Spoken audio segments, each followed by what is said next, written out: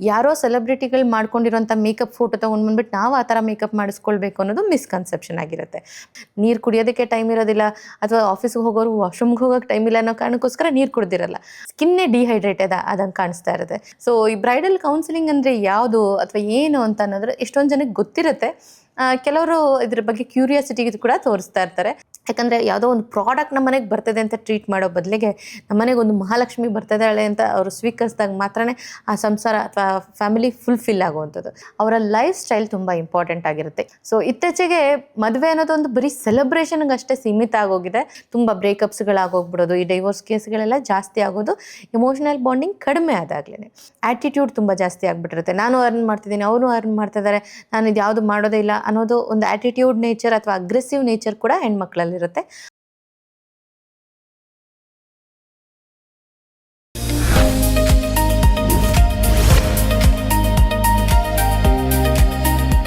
ನಮಸ್ಕಾರ.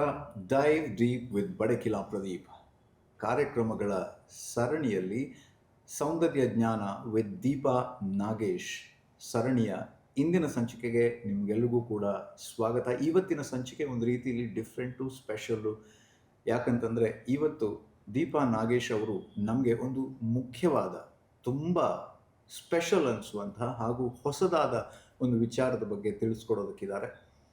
ಅವರು bridal counselling ಅನ್ನೋ ವಿಚಾರದ ಬಗ್ಗೆ ನಮಗೆ ಹೇಳೋದಕ್ಕಿದ್ದಾರೆ. ಬ್ರೈಡಲ್ ಕೌನ್ಸಿಲಿಂಗು ಹೌದು, ಗ್ರೂಮ್ಗಳಿಗೂ ಕೂಡ ಕೌನ್ಸಿಲಿಂಗ್ ನಡೀತಾ ಇದೆ.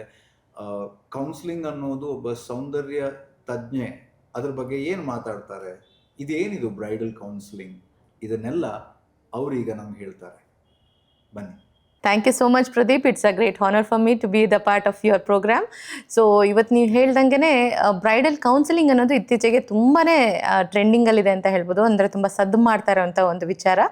ಸೊ ಈ ಬ್ರೈಡಲ್ ಕೌನ್ಸಿಲಿಂಗ್ ಅಂದರೆ ಯಾವುದು ಅಥವಾ ಏನು ಅಂತ ಅನ್ನೋದ್ರೆ ಎಷ್ಟೊಂದು ಜನಕ್ಕೆ ಗೊತ್ತಿರುತ್ತೆ. ಕೆಲವರು ಇದ್ರ ಬಗ್ಗೆ ಕ್ಯೂರಿಯಾಸಿಟಿ ಕೂಡ ತೋರಿಸ್ತಾ ಇರ್ತಾರೆ. ಬ್ರೈಡಲ್ ಕೌನ್ಸಿಲಿಂಗ್ ಅಂದರೆ ಒಂದು ಮದುವೆ ಅನ್ನೋದು ಒಂದು ಪ್ರಮುಖವಾಗಿರುವಂಥ ಘಟ್ಟ ಆಗಿರುತ್ತೆ. ಪ್ರತಿಯೊಬ್ಬ ಹೆಣ್ಮಕ್ಳಿಗಾಗಲಿ ಗಂಡು ಮಕ್ಳಿಗಾಗಲಿ ಎರಡು ಜೀವಗಳು ಮಾತ್ರ ಅಲ್ಲ, ಅದು ಎರಡು ದೇಹಗಳು ಮಾತ್ರ ಅಲ್ಲ, ಎರಡು ಕುಟುಂಬಗಳು ಒಂದು ಕಡೆ ಸೇರೋ ಅಂಥದ್ದು. ಮತ್ತು ಒಂದು ಕಂಫರ್ಟ್ ಝೋನಲ್ಲಿರ್ತಾರೆ ಹೆಣ್ಮಕ್ಳು. ಅವರು ತನ್ನ ತವ್ರ ಮನೆಯಿಂದ ಗಂಡನ ಮನೆಗೆ ಶಿಫ್ಟ್ ಆಗುವಂಥ ಒಂದು ಪ್ರೋಸೆಸ್ ಆಗಿರುತ್ತೆ. ಸೊ ಇತ್ತೀಚೆಗೆ ಮದುವೆ ಅನ್ನೋದು ಒಂದು ಬರೀ ಸೆಲೆಬ್ರೇಷನ್ಗೆ ಅಷ್ಟೇ ಸೀಮಿತ ಆಗೋಗಿದೆ. ಸೊ ಈ ಸೆಲೆಬ್ರೇಷನ್ ಆದಮೇಲೆ ವಾಟ್ ಈಸ್ ನೆಕ್ಸ್ಟ್ ಅನ್ನೋದೇ ಬ್ರೈಡಲ್ ಕೌನ್ಸಿಲಿಂಗಲ್ಲಿ ನಾವು ಹೇಳ್ಕೊಡೋವಂಥದ್ದಾಗಿರುತ್ತೆ. ಸೊ ಇಲ್ಲಿ ಬ್ರೈಡಲ್ ಬುಕ್ಕಿಂಗ್ ಅಂದರೆ ಬ್ರೈಡಲ್ ಮೇಕಪ್ಗೆ ಅಥವಾ ಸ್ಯಾರಿ ಡ್ರೇಪಿಂಗ್, ಹೇರ್ ಸ್ಟೈಲ್, ಜ್ಯುವೆಲ್ರಿಗೆ ಎಷ್ಟು ಪ್ರಿಯಾರಿಟಿ ಕೊಡ್ತೀವೋ ಅಷ್ಟೇ ಬ್ರೈಡಲ್ ಕೌನ್ಸಿಲಿಂಗ್ ಕೂಡ ಕೊಡಬೇಕಾಗತ್ತೆ. ಇದರಲ್ಲಿ ಏನಿರುತ್ತೆ ಅಂತಂದರೆ ಫಸ್ಟು ನಾವು ಮೆಂಟಲಿ ಎಷ್ಟು ಸ್ಟ್ರಾಂಗ್ ಆಗಬೇಕು ಅನ್ನೋದನ್ನು ಒಂದು ಹೆಣ್ಮಕ್ಳಿಗೆ ಹೇಳ್ಕೊಡ್ತಾ ಬರ್ತಿರ್ತೀವಿ. ಸೊ ಕೆಲವರಿಗೆ ಬರೀ ಫೋಕಸ್ ಮಾಡಿರ್ತಾರೆ, ಸ್ಟಡೀಸ್ ಕಡೆ ಫೋಕಸ್ ಮಾಡಿರ್ತಾರೆ, ಕರಿಯರ್ ಕಡೆ ಫೋಕಸ್ ಮಾಡಿರ್ತಾರೆ. ಅಂಥ ಸಂದರ್ಭದಲ್ಲಿ ನಾವು ಈಗ ಒಂದು ಮದುವೆ ಆದಾಗ ಎಮೋಷ್ನಲಿ ಎಷ್ಟು ಸ್ಟ್ರಾಂಗ್ ಆಗಿರಬೇಕು, ಹೇಗೆಲ್ಲ ಫೇಸ್ ಮಾಡಬೇಕಾಗತ್ತೆ, ಅದನ್ನು ನಾವು ಓವರ್ಕಮ್ ಮಾಡೋವಂಥದ್ದಾದರೂ ಹೇಗಿರ್ಬೋದು, ಫಿನಾನ್ಷಿಯಲ್ ಮ್ಯಾನೇಜ್ಮೆಂಟ್ ಹೇಗಿರಬೇಕು, ಇದನ್ನೆಲ್ಲದನ್ನು ಬ್ರೈಡಲ್ ಕೌನ್ಸಿಲಿಂಗಲ್ಲಿ ಮಾತಾಡ್ತಾ ಬರ್ತೀವಿ. ಎಲ್ಲದಕ್ಕಿಂತ ಮುಖ್ಯವಾಗಿ ಫಸ್ಟು ವೆಡ್ಡಿಂಗ್ ಅಂದ ತಕ್ಷಣವೇ ಅದಕ್ಕೆ ಏನೆಲ್ಲ ಪ್ರಿಪ್ರೇಷನ್ ಮಾಡ್ಕೊಳ್ಬೇಕು ಅಂತ ಸ್ಟಾರ್ಟ್ ಆಗುತ್ತೆ ಬ್ರೈಡಲ್ ಕೌನ್ಸಿಲಿಂಗಲ್ಲಿ. ಸೊ ಇದರಲ್ಲಿ ಒಂದು ಹೆಣ್ಮಗಳು ತನ್ನ ಔಟ್ಫಿಟ್ಟನ್ನ ಸೆಲೆಕ್ಷನ್ ಮಾಡೋವಾಗ ಯಾವ ಥರ ಔಟ್ಫಿಟ್ಟನ್ನ ಸೆಲೆಕ್ಟ್ ಮಾಡ್ಕೊಳ್ಬೇಕು, ಅವರ ಲೈಕಿಂಗ್ ಯಾವ ಥರ ಇರುತ್ತೆ, ಅದ್ರ ಜೊತೆಗೆ ಅವರ ಪಾರ್ಟ್ನರ್ದು ಲೈಕಿಂಗ್ ಹೇಗಿರುತ್ತೆ, ಅಂದರೆ ಗ್ರೂಮ್ದು ಸೆಲೆಕ್ಷನ್ ಹೇಗಿರಬೇಕು, ಇಬ್ಬರದು ಮ್ಯಾಚ್ ಮಾಡೋದು ಹೇಗೆ ಅನ್ನೋದ್ರಿಂದ ನಾವೆಲ್ಲದನ್ನು ಹೇಳ್ಕೊಡ್ತಾ ಬರ್ತೀವಿ. ಇದರಲ್ಲಿ ಮುಖ್ಯವಾಗಿ skin care and hair care ಕೂಡ ಇನ್ಕ್ಲೂಡ್ ಆಗಿರುತ್ತೆ. ಈ ಬ್ರೈಡಲ್ ಕೌನ್ಸಿಲಿಂಗಲ್ಲಿ ಒಂದು 3 ತಿಂಗಳಿಂದ ಯಾವ ರೀತಿ ಒಬ್ರನ್ನೊಬ್ರು ಅವರು ರೆಡಿ ಮಾಡ್ಕೊಳ್ಬೇಕು ಮದುವೆ ಅನ್ನೋ ಒಂದು ತುಂಬ ಇಂಪಾರ್ಟೆಂಟ್ ಘಟ್ಟಕ್ಕೆ ಯಾವ ರೀತಿ ಅವರು ಪ್ರಿಪ್ರೇಷನ್ ಮಾಡ್ಕೊಳ್ಬೇಕು ಅಂತ ಹೇಳ್ಕೊಡ್ತಾ ಹೋಗ್ತೀವಿ. ಎಲ್ಲದಕ್ಕಿಂತ ಮುಖ್ಯವಾಗಿ ಅವರ ಲೈಫ್ ಸ್ಟೈಲ್ ತುಂಬ ಇಂಪಾರ್ಟೆಂಟ್ ಆಗಿರುತ್ತೆ. ಈಗಿನ ಬ್ಯುಸಿ ಶೆಡ್ಯೂಲಲ್ಲಿ ನನಗೋಸ್ಕರ ಟೈಮೇ ಸಿಗೋದಿಲ್ಲ, ಒಂದು ಎಕ್ಸಸೈಸ್ ಮಾಡೋದಕ್ಕೆ ಟೈಮ್ ಸಿಗೋದಿಲ್ಲ, ಯಾವುದಕ್ಕೆ ಆದ್ರೂ ನೀರು ಕುಡಿಯೋದಕ್ಕೂ ಕೂಡ ಟೈಮ್ ಸಿಗೋಲ್ಲ ಅಂತ ಹೇಳ್ತಾ ಇರ್ತಾರೆ. ಬಟ್ ನಮಗೋಸ್ಕರ 24 ಅವರ್ಸಲ್ಲಿ ಅಟ್ಲೀಸ್ಟ್ ಒಂದು 45 ಮಿನಿಟ್ಸ್ ಆದರೂ ಎಕ್ಸಸೈಸ್ ಮಾಡಲೇಬೇಕು. ಇದು ಜೀವನದ ಪ್ರಕ್ರಿಯೆ ಅಂತ ಹೇಳ್ತೀವಿ, ಅಂದರೆ ಲೈಫ್ ಆ್ಯಂಡ್ ಲೈಫ್ ಸ್ಟೈಲ್ ಅಂತ ಹೇಳ್ತೀವಿ. ಸೊ ಅದೇ ಥರನೇ ಈ ಲೈಫ್ ಸ್ಟೈಲ್ನ ನಾವು ಹೇಗೆ ಚೇಂಜ್ ಮಾಡ್ಕೊಳ್ಬೇಕು ಅಂತ ಮೊದಲನೇದಾಗಿ ಹೇಳ್ಕೊಡ್ತಾ ಬರ್ತೀವಿ ಅದರಲ್ಲಿ. ಸೊ ಇದರಲ್ಲಿ 45 ಮಿನಿಟ್ಸಲ್ಲಿ ನಾವು ಒಂದು ಕಾರ್ಡಿಯೋ ವರ್ಕೌಟ್ ಆಗಿರ್ಬೋದು, ಎಕ್ಸಸೈಸ್ ಆಗಿರ್ಬೋದು, ಮನೇಲೇ ಟ್ರೆಡ್ಮಿಲಲ್ಲಿ ವರ್ಕೌಟ್ ಆಗಿರ್ಬೋದು, ಇದನ್ನೆಲ್ಲ ಹೇಗೆ ಮಾಡಬೇಕು, ಯಾತಕ್ಕಾಗಿ ಮಾಡಬೇಕು ಅಂತ ಹೇಳ್ಕೊಡ್ತಾ ಇರ್ತೀವಿ. ಬಿಕಾಸ್ ಮದುವೆ ದಿವಸ ಅವರು ತುಂಬ ಸುಸ್ತಾಗಿ ಕಂಡಾಗ ಅಥವಾ ಫೋಟೋಗ್ರಫಿಲೆಲ್ಲ ಅವ್ರದ್ದು ಎನರ್ಜಿ ಡ್ರಾಪ್ ಔಟ್ ಆಗುವಂಥ ಚಾನ್ಸಸ್ ಇರುತ್ತೆ.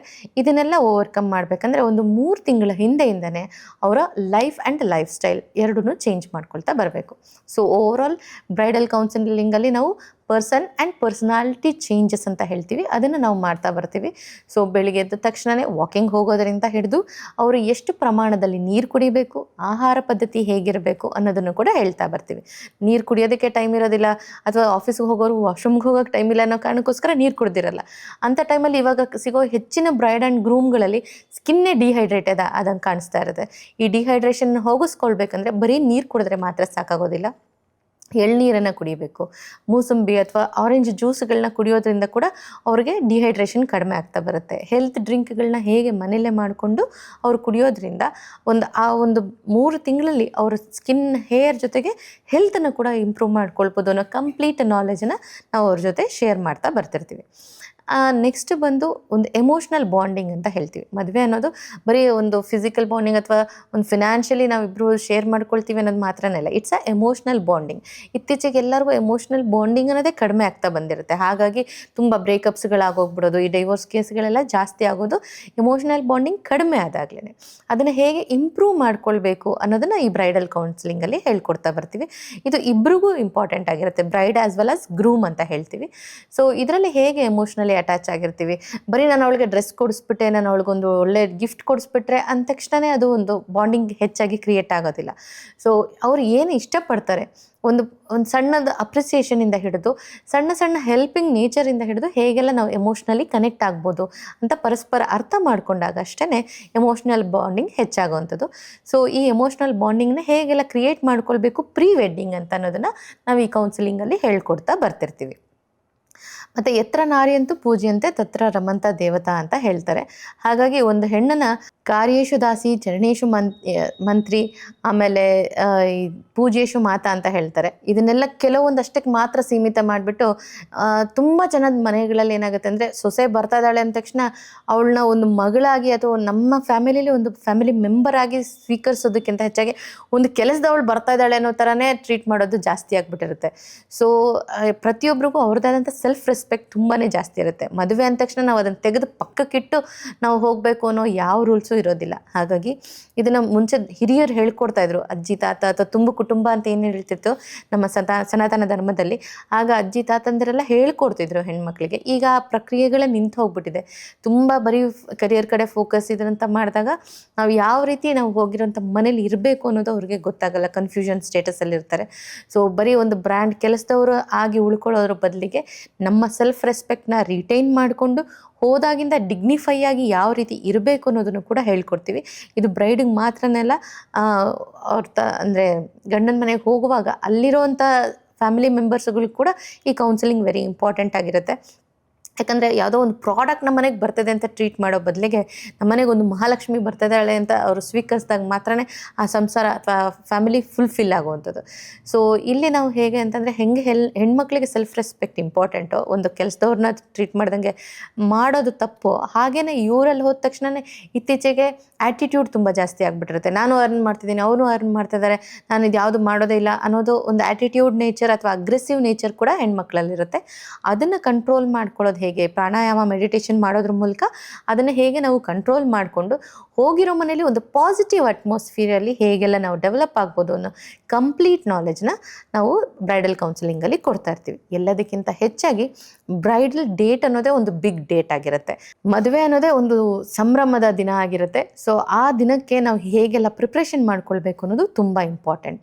ಕಲರ್ ವೀಲ್ ಅಂದರೆ ಏನಿದೆ ಅಂದರೆ ಬ್ರೈಡಲ್ ಇದರಲ್ಲಿ ಕಲರ್ ವೀಲ್ನ ವಿಶೇಷತೆ ಏನು ಅಂತ ಹೇಳ್ಬೋದಾ? ಕಲರ್ ವೀಲ್ ತುಂಬ ಒಳ್ಳೆ ಕ್ವಶನ್ ಕೇಳಿದ್ರಿ. ಸೊ ಬ್ರೈಡಲ್ ಡೇಟ್ಸ್ ಈಗ ಅಷ್ಟೇ ಹೇಳ್ತಾ ಇದ್ದೆ ನಾನು.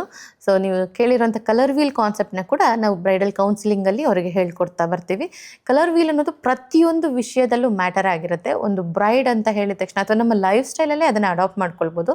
ಸಾಧಾರಣವಾಗಿ ನಮ್ಮ ಸ್ಕಿನ್ ಟೋನನ್ನು ನಾವು ನೋಡಿದಾಗ ಕೆಲವರು ಗೋಧಿ ಮೈಬಣ್ಣ ಅಂದರೆ ವಿಟಿಶ್ ಟೋನಲ್ಲಿರ್ತಾರೆ, ಕೆಲವರು ಫೇರ್ ಆಗಿರ್ತಾರೆ.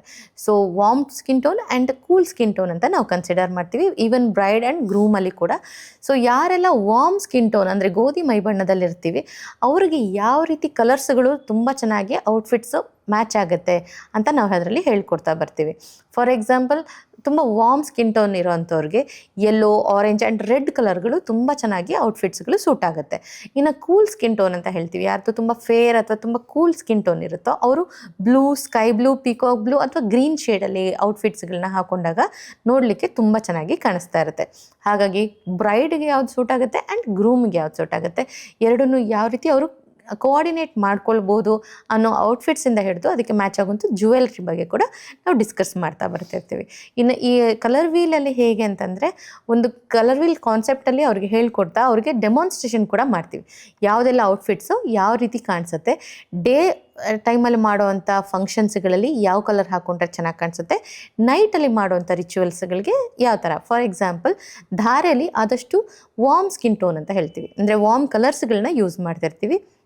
ಸೊ ಯೆಲ್ಲೋ ಆಗಿರ್ಬೋದು, ರೆಡ್ ಆಗಿರ್ಬೋದು, ಇದೆಲ್ಲ ಧಾರೆಗೆ ಸೂಟ್ ಆಗುವಂಥ ಕಲರ್ಸ್. ಇನ್ನು ಹೆಚ್ಚಾಗಿ ರಿಸೆಪ್ಷನ್ ಬಂದು ಈವ್ನಿಂಗ್ ರಿಚುವಲ್ ಆಗಿರೋದ್ರಿಂದ ರಿಸೆಪ್ಷನ್ಗೆ ನಾವು ಕೂಲ್ ಕಲರ್ಗಳನ್ನ ಯೂಸ್ ಮಾಡ್ತೀವಿ. ಫಾರ್ ಎಕ್ಸಾಂಪಲ್, ಬ್ಲೂ ಕಲರ್ಸ್ಗಳನ್ನ ಆಪ್ಟ್ ಮಾಡ್ಕೊಳ್ಳೋದು ಅಥವಾ ಪೇಸ್ಟಲ್ ಕಲರ್ಸ್ಗಳನ್ನ ಆಪ್ಟ್ ಮಾಡ್ಕೊಳ್ಳೋದು ನೋಡೋದಕ್ಕೆ ತುಂಬಾ ಚೆನ್ನಾಗಿರುತ್ತೆ. ಸೊ ಇದೆಲ್ಲ ನಾಲೆಜ್ನ ಬ್ರೈಡಲ್ ಕೌನ್ಸಿಲಿಂಗಲ್ಲಿ ನಾವು ಹೇಳ್ಕೊಟ್ಟಾಗ ಒಂದು ಬಿಗ್ ಡೇ ಏನಿರುತ್ತೆ ಅದು ತುಂಬ ಚೆನ್ನಾಗಿ ಔಟ್ಪುಟ್ ಆಗಿ ಬರುತ್ತೆ. ಸೊ ವಿಡಿಯೋ, ಫೋಟೋಗ್ರಫಿಲೂ ಚೆನ್ನಾಗಿ ಕಾಣಿಸ್ತಾ ಇರುತ್ತೆ. ಬ್ಯಾಕ್ಗ್ರೌಂಡ್ ಡೆಕೋರೇಷನಿಂದ ಹಿಡಿದು ಯಾವ ರೀತಿ ಅವರು ಅದನ್ನೆಲ್ಲ ಮಾಡ್ಕೊಳ್ಬೇಕು ಪ್ಲ್ಯಾನ್ ಮಾಡಿ ಆಮೇಲೆ ಪರ್ಚೇಸ್ ಮಾಡೋದ್ರಿಂದ ಹಿಡಿದು ಕಂಪ್ಲೀಟ್ ಗೈಡೆನ್ಸ್ನ ನಾವು ಅವ್ರಿಗೆ ಕೊಡ್ತಾ ಬರ್ತಿರ್ತೀವಿ. Including skin care, hair care and jewellery ಕೂಡ ಇದರಲ್ಲಿ ಮ್ಯಾಟರ್ ಆಗುತ್ತೆ. ಸೊ ಗೋಲ್ಡನ್ ಕಲರ್ ಬಾರ್ಡರ್ ಇದೆ ಅಂದರೆ ಗೋಲ್ಡ್ ಜ್ಯುವೆಲ್ರೀಸ್ನ ಹೈರ್ ಮಾಡ್ಕೊಳ್ಬೇಕು. ಯಾರಾದರೂ ಸಿಲ್ವರ್ ಬಾರ್ಡರ್ನ ಹೈರ್ ಮಾಡ್ಕೊಂಡಿದ್ದಾರೆ, ಪರ್ಚೇಸ್ ಮಾಡಿದ್ದಾರೆ ಅಂದರೆ ಅದಕ್ಕೆ ವೈಟ್ ಸ್ಟೋನ್ ಅಥವಾ ಸಿಲ್ವರ್ ಕಲರ್ ಜ್ಯುವೆಲ್ರಿನ ಮ್ಯಾಚ್ ಮಾಡಿಕೊಡ್ಬೇಕು. ಇಲ್ಲಿ ತನಕ ಕೌನ್ಸಿಲಿಂಗಲ್ಲಿ ನಾವು ಅವ್ರಿಗೆ ಅಪ್ಡೇಟ್ನ ಮಾಡಿರ್ತೀವಿ. ಇದು ಮಾತ್ರನೇ ಅಲ್ಲ, ಇದೇ ಥರನೇ ಮೇಕಪ್ಪಲ್ಲೂ ಕೂಡ ನಾವು ಅವ್ರಿಗೆ ಹೇಳ್ಕೊಡ್ತಾ ಬರ್ತೀವಿ. ಬ್ರೈಡಲ್ ಕೌನ್ಸಿಲಿಂಗಲ್ಲಿ ಯಾರೋ ಸೆಲೆಬ್ರಿಟಿಗಳು ಮಾಡ್ಕೊಂಡಿರೋಂಥ ಮೇಕಪ್ ಫೋಟೋ ತೊಗೊಂಡ್ಬಂದ್ಬಿಟ್ಟು ನಾವು ಆ ಥರ ಮೇಕಪ್ ಮಾಡಿಸ್ಕೊಳ್ಬೇಕು ಅನ್ನೋದು ಮಿಸ್ಕನ್ಸೆಪ್ಷನ್ ಆಗಿರುತ್ತೆ. ಬಿಕಾಸ್ ಸೆಲೆಬ್ರಿಟೀಸ್ಗೆ ಅವ್ರದ್ದೇ ಆದಂಥ ಒಂದು ಸ್ಕಿನ್ ಮೇಂಟೈನ್ ಕೂಡ ಮಾಡಿರ್ತಾರೆ, ಅವ್ರಿಗೆ ಆ ಮೇಕಪ್ ಸೂಟ್ ಆಗಿರುತ್ತೆ. ಮಿನಿಮಲಿಸ್ಟಿಕ್ ಮೇಕಪ್ ಅನ್ನೋದು ಅವರಿಗೆ ಕೆಲವರಿಗಷ್ಟೇ ಸೂಟ್ ಆಗಿರುತ್ತೆ. ಎಲ್ಲರೂ ಮಿನಿಮಲಿಸ್ಟಿಕ್ ಮೇಕಪ್ ಮಾಡ್ಕೊಳಕ್ಕೆ ಹೋದಾಗ ಸ್ಕಿನ್ ಡಲ್ ಆಗಿ ಕಾಣಿಸೋಂಥ ಚಾನ್ಸಸ್ ಇರುತ್ತೆ. ಸೊ ಯಾವ ರೀತಿ ಮೇಕಪ್ ಯಾವ ಒಕೇಶನ್ಗೆ ಸೂಟ್ ಆಗುತ್ತೆ ಅನ್ನೋ ಕಂಪ್ಲೀಟ್ ನಾಲೆಜ್ನ ಕೂಡ ಇದರಲ್ಲಿ ಕೊಡ್ತಾ ಬರ್ತೀವಿ. ಹೀಗೆ ಬ್ರೈಡಲ್ ಕೌನ್ಸಿಲಿಂಗಲ್ಲಿ ಒಂದು ಮೈಂಡ್, ಬಾಡಿ ಆ್ಯಂಡ್ ಸೋಲ್ ಜೊತೆಗೆ ಯಾವ ರೀತಿ ಔಟ್ಪುಟ್ನ ಕೂಡ ರೆಡಿ ಮಾಡ್ಕೊಳ್ಬೇಕು, ಫಿನಾನ್ಷಿಯಲಿ ಹೇಗೆ ನಾವು ಪ್ರಿಪೇರ್ ಮಾಡ್ಕೊಳ್ಬೇಕು ಅನ್ನೋದನ್ನು ಕೂಡ ಹೇಳ್ಕೊಡ್ತಾ ಬರ್ತೀವಿ. ಹಾಗಾಗಿ ಒಂದು ಕಂಪ್ಲೀಟ್ ಪ್ಯಾಕೇಜನ್ನ ನಾವು ಡಿಸ್ಕಸ್ ಮಾಡಬೇಕಂದ್ರೆ ಮಿನಿಮಮ್ 2 to 3 hours ಬೇಕಾಗತ್ತೆ. ಸೊ ಇದು ಬ್ರೈಡಲ್ ಕೌನ್ಸಿಲಿಂಗ್ ಅಂತ ಒಂದು ಹೊಸ ಕಾನ್ಸೆಪ್ಟ್, ಬಟ್ ಇತ್ತೀಚೆಗೆ ತುಂಬ ಜನ ಆಪ್ಟ್ ಮಾಡ್ಕೊಳ್ತಾರಂಥ ಒಂದು ಒಳ್ಳೆ ಕಾನ್ಸೆಪ್ಟ್ ಆಗಿರುತ್ತೆ. ಖಂಡಿತವಾಗ್ಲೂ ಎಲ್ಲರೂ ಇದನ್ನು ಕೌನ್ಸಿಲಿಂಗ್ ಮಾಡಿಸ್ಕೊಳ್ಳೋದು ಒಂದು ರೀತಿಯಲ್ಲಿ ಬೆಟರ್ ಅಂತ ಹೇಳೋದಕ್ಕೆ ಇಷ್ಟಪಡ್ತೀನಿ. ಸೊ ಸೌಂದರ್ಯ ಜ್ಞಾನ ಅಂದರೆ ಬರೀ ಸೌಂದರ್ಯ ಹೇಗೆ ಮೇಂಟೈನ್ ಮಾಡೋದಂತ ಅಷ್ಟೇ ಅಲ್ಲ, ಮನಸ್ಸು ಹಾಗೂ ಬಾಹ್ಯ ಎರಡೂ ಸೌಂದರ್ಯವನ್ನು ಹೇಗೆ ಮೇಂಟೈನ್ ಮಾಡಬೇಕು, ಮಾಡಬಹುದು, ಮಾಡ್ತಾ ಇದ್ದಾರೆ ಅನ್ನೋದ್ರ ಬಗ್ಗೆ ತುಂಬ ವಿವರವಾಗಿ, ತುಂಬ ಸುಂದರವಾಗಿ ಹೇಳಿಕೊಟ್ಟಿದ್ದಾರೆ ನಮ್ಮ ದೀಪಾ ನಾಗೇಶ್ ಅವರು. ಇದು ಇವತ್ತಿನ ವಿಶೇಷ ಸಂಚಿಕೆ. ಮುಂದಿನ ಸಂಚಿಕೆಯಲ್ಲಿ ನಿಮ್ಮನ್ನು ಸಿಗ್ತೀನಿ. ನಮಸ್ಕಾರ.